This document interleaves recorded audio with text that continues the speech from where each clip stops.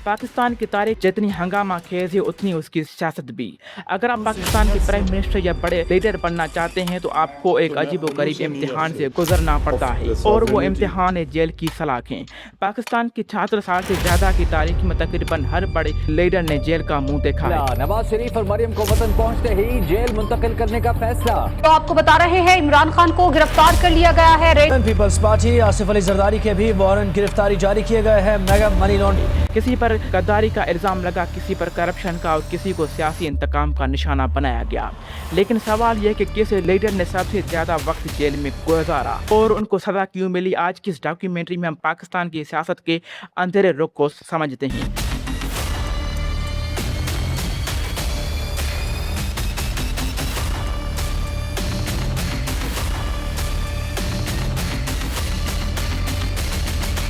कहानी का आगाज करते हैं 1970 की दिहाई से।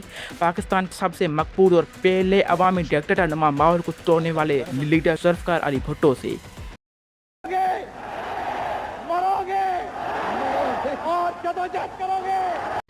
भुट्टो साहब ने पाकिस्तान को एक नया आइन दिया, लेकिन उनका अंजाम निहायत दर्दनाक था।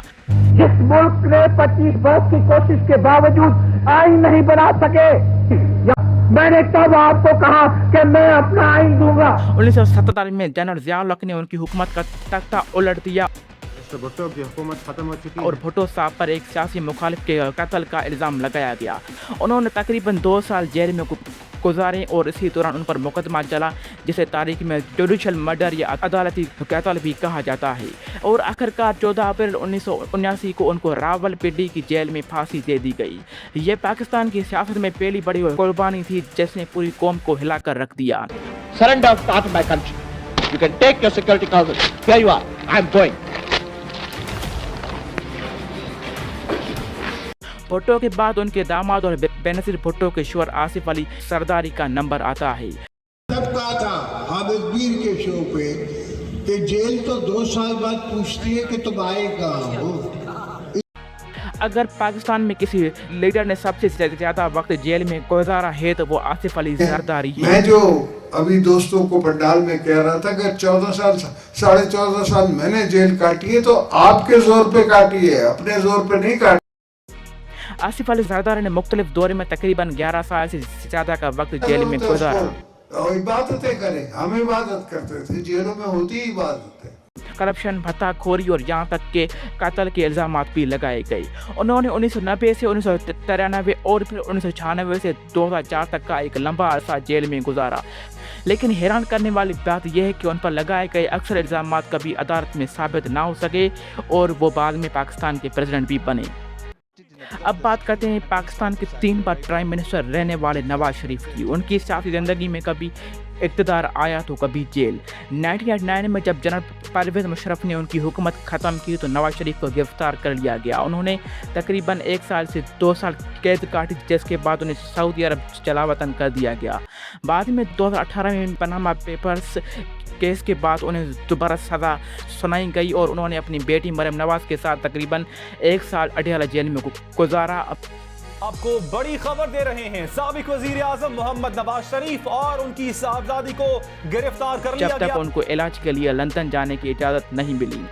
पाकिस्तान में सिर्फ मर्द ही नहीं बल्कि ख्वातीन सियासतदानों ने भी सख्त तरीन जेलें काटी हैं। मोहतरमा बेनजीर भुट्टो जो कि दुनिया इस्लाम की पहली खातून प्राइम मिनिस्टर थी, उन्होंने भी जनरल ज़िया-उल हक के दौर में तकरीबन 3 से 4 साल जेल और हाउस अरेस्ट में गुजारे। उनको नहायत सख्त तरीन माहौल में बिना पंखे के गर्म जेलों में रखा गया। इसी तरह हालिया दौर में मरियम नवाज और आसिफ अली जरदारी की बहन फरियाल टालपुर को भी सियासी मुखालफत की वजह से महीनों तक कैद में रखा गया। पाकिस्तान की सियासत में ख्वातीन को भी नहीं बख्शा गया।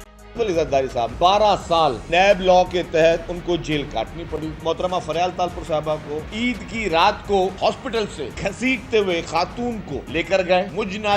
और अब बात करते हैं मौजूदा दौर पर। इमरान खान पाकिस्तान के सबसे मकबूल तरीन लीडर्स में से एक।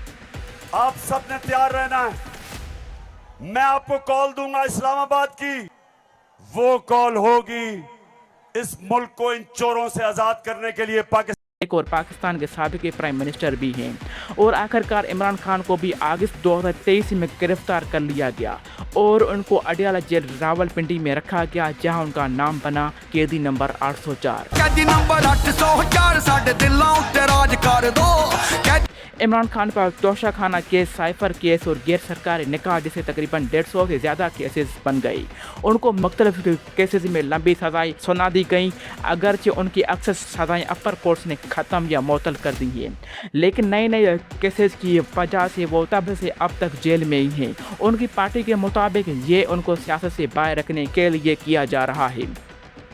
जो 4 साल ये कहता रहा मैं इन सबको रुलाऊंगा, आज वो बच्चों की तरह चीखें मार मार के रो रहा है। ना करो भाई, मुझे तरस आता है, इस तरह ना रो, थोड़ा हौसला करो।